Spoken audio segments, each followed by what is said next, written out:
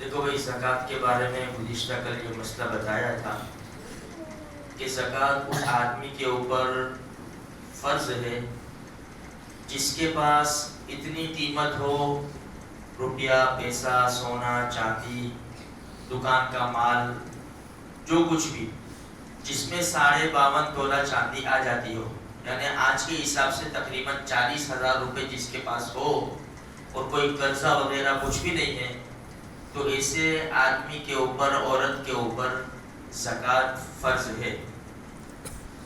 اب جو زکوٰۃ ہے کون سی چیزوں کے اوپر؟ بھائی ہم جو بزنس کرتے ہیں، بزنس کا جو مال ہے اس کے اوپر زکوٰۃ ہے۔ کارخانہ ہے، فیکٹری ہے، تو جتنی بھی مشینری ہے اس کے اوپر زکوٰۃ نہیں ہے۔ مشین کے اوپر جو مال بنتا ہے جس کو ہم بیچتے ہیں اس کے اوپر زکوٰۃ آئے گی۔ بھائی کسی کا ٹرانسپورٹ کا دھندا ہے تو گاڑیوں پر زکوٰۃ نہیں ہے، اس کے اوپر جو انکم ہو اس کے اوپر زکوٰۃ ہے۔ اسی طرح ہم نے پیسہ جمع کر کے رکھا ہے کہ بھائی 1 سال بعد، 2 سال بعد بچوں کی شادی ہے، وہ پیسہ ہم نے جمع کر کے رکھا ہے، ان پیسوں پر بھی زکوٰۃ فرض ہے۔ اسی طرح حج میں جانا ہے، عمرہ میں جانا ہے، ہم پیسہ جمع کر رہے ہیں، اتنا پیسہ ہو گیا جس کے اوپر سال بھی گزر گیا کہ جس میں 52.5 تولہ چاندی آ جاتی ہے، ہمارے پاس یہ پیسہ دیا نہیں ہے، ابھی زکوٰۃ فرض ہے۔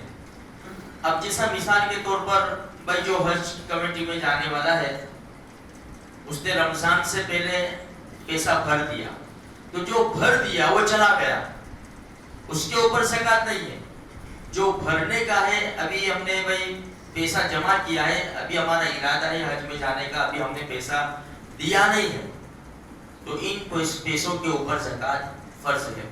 ایک مسئلہ یاد رکھو کہ بھائی جو تجارت کا مال ہے، بہت سے لوگ غلط فہمی میں ہیں، جو تجارت کا مال ہے اس مال کے اوپر کون سی زکوٰۃ ہے؟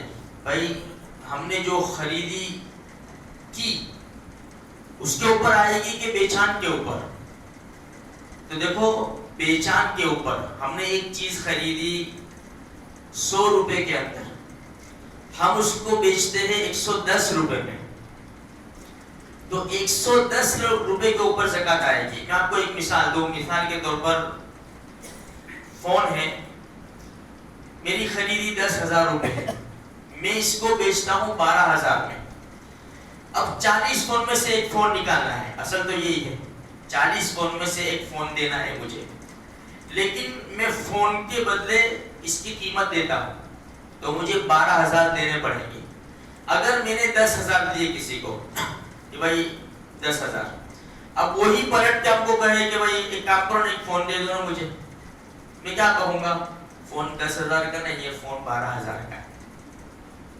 تو جو بیچان قیمت ہے اس کے اوپر زکوٰۃ آئے گی۔ تو میرے بھائیوں، جو زکوٰۃ کے مسائل پیچیدہ ہے تھوڑے سے، تو ہمارے پاس جو کچھ بھی ہے تو اس کا اندازہ لگاوے ہم، جیسے مثال کے طور پر کوئی دکان میں مال ہے، اب کون سے نفع میں ہم بیچیں گے؟ بھائی جیسا کسٹمر ہوتا ہے ایسا انسان تماچا مارتا ہے، وہ سامنے سے دیکھ لیتا ہے کہ بھائی یہ کیسا ہے، اس کو کس طرح ٹیکل کرنا ہے اور اس کتنا نفع دے کر جائے گا۔ اب عام طور پر بھائی بازاروں میں جو نفع چلتا ہے اور ہمیں امید ہے کہ یہ مال اتنے نفع میں بکے گا انشاءاللہ، تو اس اندازے سے ہم یہ اندازہ کر کے اس طرح ہم زکوٰۃ نکال لیں گے۔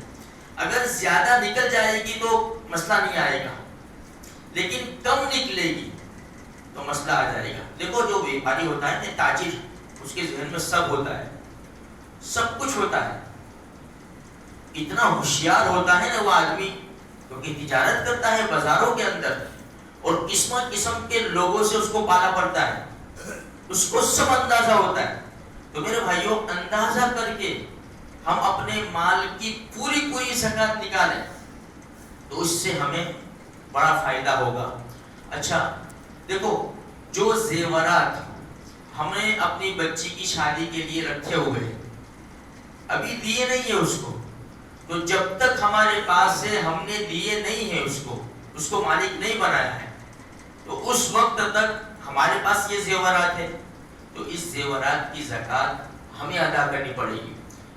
بھائی میری بیوی کے پاس زیور ہے, اگر میں اس کا مالک ہوں تو مجھے ادا کرنی پڑے گی زکات.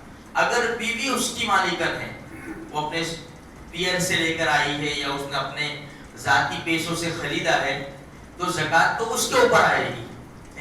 لیکن اگر شوہر اپنی طرف سے نکال دے اس کی زکات ادا ہو جائے گی. اور عام طور پر ایسا یہ ہوتا ہے, عورتیں کہہ دیتی ہے کہ بھائی میرے پاس اتنا پیسہ ہے, اتنا سونا ہے, زکات نکال رہی ہو. عام طور پر تو مرد ہی زکات نکالتے ہیں. قربانی کے وقت قربان بھی مرد ہی ہوتے ہیں. حج کا زمانہ آتا ہے تو بھلے بیوی کے پاس پیسہ ہے لیکن مرد اپنے پیسوں سے اس کو حج ادا کرا دیتا ہے. تو میرے بھائیوں یہ سب چیزیں کرنے سے عورت کے اوپر سے فرض ساقط ہو جائے گا اور اس کی حج بھی ادا ہو جائے گی, قربانی بھی ادا ہو جائے گی اور زکات بھی ادا ہو جائے گی.